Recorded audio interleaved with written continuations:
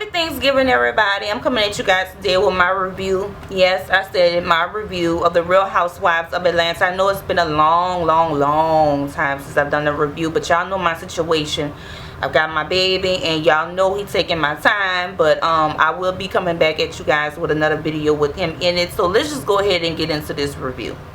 The opening scene of this episode was Kenya dangling from some curtains, busting it wide open in front of Bravo cameras, talking about she's stressed out, she's looking for a place to stay. But anyways, Kandi came through. She's trying to figure out what really happened between Kenya and Apollo. Now, I get that Kandi is trying to be a good friend to Phaedra as far as to finding out what happened between Kenya and Phaedra's husband Apollo, but let's just face it, Kandi is going through a struggle her damn self. First of all, Don is this close to filing a complaint against Kandi with the EEOC. You saw for yourself on a previous episode that he is stressed out. He don't know if he will have a job when she gets married to Todd. And you already know that Joyce, Candi's mother, is not a fan of Todd whatsoever. Now, she's bitching about where she's going to live if Kandi choke on a chicken bone. She's thinking that Todd is going to kick her out the house that Kandi gave her. Now, we already know that Kandi bought this house long time ago, back in her escape days. This house is paid for. There's no mortgage on it or anything like that. So to help alleviate some of this stress off of Candi's plate, what Kandi need to do is meet up with her mom at a notary office, have her mom purchase the house from her for $1. She signed over the deed and put in her mom's name. The clerk at the notary office will act as a witness. The clerk will stamp a document, and there you have it. Joyce will be secured. If anything happens to Kandi, Todd cannot put her out because she purchased this house from Kandi for $1. Now, back to what this scene was originally about. Okay, so Kenya, believe it or not, she still have these old ass text messages in her cell phone for whatever reason. She went through them one by one with Kandi. And basically, it's just like a conversation between herself and Apollo. And it seemed like Apollo initiated the text. And he basically wanted to know if she was still in LA. He wanted to hook up with her. And Kandi asked, did you hook up with Apollo? And so she was like, I don't recall. And I'm like, troll, it's either yes or no. Somebody's lying. Portia had an appointment with her therapist, Dr. Blake, and I don't know if it was just me, but Dr. Blake seemed like she was giving Portia the side eye from the moment she walked in to the end of the scene. Now, in this particular scene, Portia revealed that she did not have access really to his accounts. Her name was not listed as a joint party on any of the accounts. Now, she kind of maintained it, but I mean, anybody could deposit money in a checking account. I mean, anybody can go online and just see, you know, if she had the passcodes or whatever. But anyway, she also revealed that her name was not listed on the deed, which explains why Cordell put her out. She also revealed that she was embarrassed to tell her gynecologist that the reason why she wasn't pregnant is because Cordell was not trying to have sex with her. She also revealed that the reason why she's wearing her ring is because she still loves him for whatever reason. And she said that she needs to get him out of her system. Portia, what you need to do is find yourself a good church home and give yourself to the Lord. You don't have no time to be rolling around with Cordell, or should I say, like Scotty said here on YouTube, Queen Cordelia. I would love to see Portia on an episode of Ayanla's Fix My Life and just see how that goes. But last week she was on the Steve Harvey talk show, and Steve Harvey basically had like a dating game set up for Portia, and he hooked up with this guy. She went on a date with him. I don't know how it really turned out, but as soon as I find out, I will let you guys know.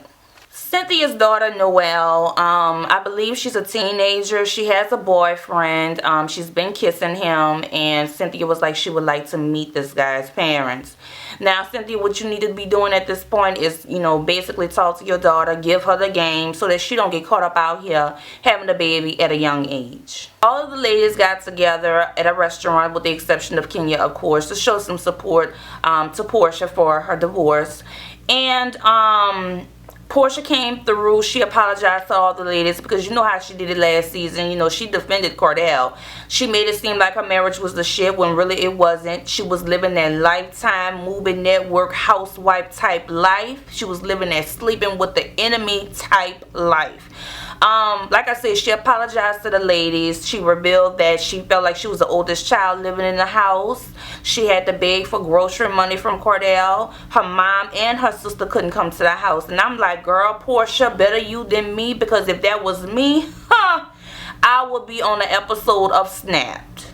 Nene went over to Kenya's room, and let Nene tell you, baby, it was a 2.3-star hotel room. Nene did a walkthrough and everything. Nene told her, look, girl, you need to put on your things and let's go. Nene act like she couldn't get out there fast enough. So anyway, she hooked up with the realtor, and they saw this penthouse, and it was really nice. It was 4,000 square feet, and the asking price was $1.6 million. And I'm like, okay, time, cut.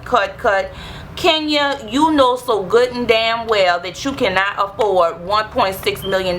Girl, you was in default on your own rent. Now, let you tell it, you won your eviction case. Girl, lies and confusions.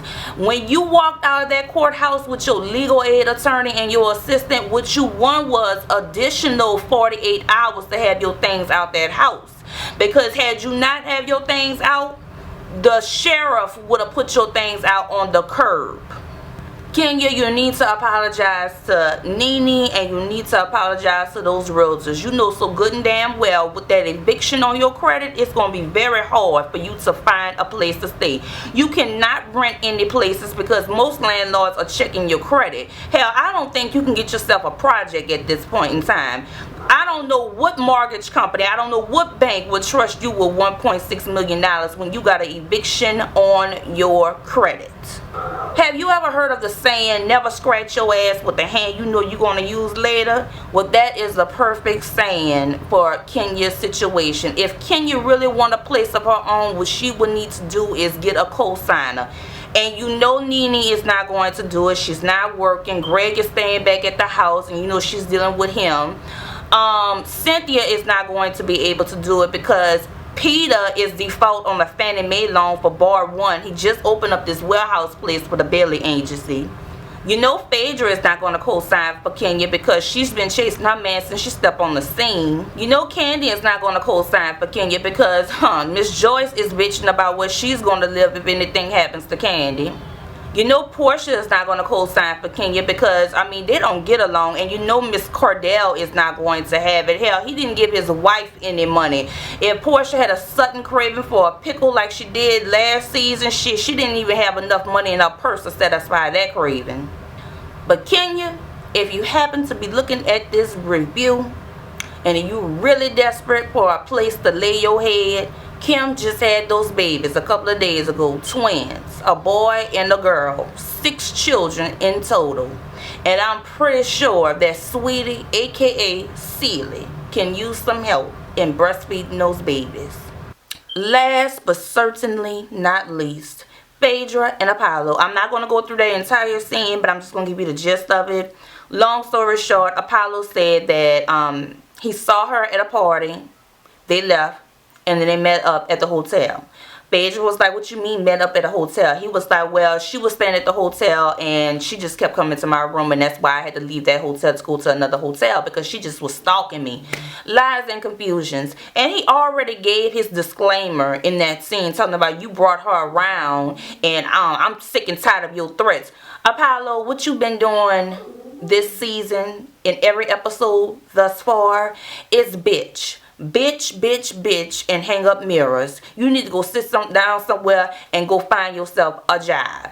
So as far as this entire scene goes and what I feel about it, I think something happened or something almost happened. But yeah, that's pretty much it. So until my next review, guys, bye.